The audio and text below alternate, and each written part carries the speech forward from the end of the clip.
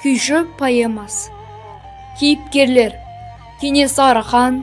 Қарашаш, Күйші, Сапақ. Қысқаша мазмұны: поэманың негізгі арқауы Қарашаш пен Күйші арасындағы терең психологиялық тартыста құрылған. Хан кененің арқадан көшіп Алатауға келуі, хан ордасына Сарүйсін руынан шыққан жігіттің жалғыз шешесімен бірге келуі,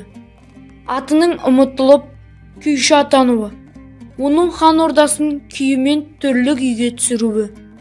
Қарашаштың Күйшіні басы бүтін сұрап алуы, еркінен айырылған Күйшінің зар илеуі, жалғыз қалған шешесін ойлауы, барысы Қарашашқа күй тартуы, уақыт өте келе бұл халге үйренуі, қызға ғашық болуы, тіпті қанша қыздың өзінің кедей Күйшіге үйленсем бе екен деген ойға кетуі, олардың осындай ғашықтыққа берілген сезімін Қарашашты оятам деп бәлеге қалған Сапақтың бұзуы,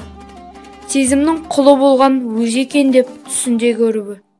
енді басыңды шауып алар деп қатты үрейленуі, Қарашаштың қарадан шыққан Сапақ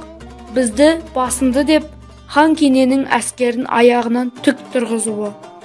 Қарашаштың бұл әрекеттерінің ел басына туған зобалаң ретінде суреттелуі, бүкіл халықты құтқармақ болып, елдің Сапақты масқаралап, тым жалаңа шешіндіріп, Қарашаштың алдына алып келуі, баласына жаны ашыған Әлімқұлдың көз жасын селдей ағызуы, Қарашаштың Сапақты кешіруі,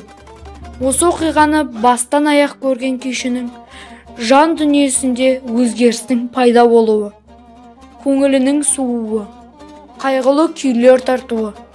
қызды жек көріп кетуі, қыз бен жігіттің арасындағы тартыстың махаббат пен зұлымдықтың тартыс ретінде бейнеленуі.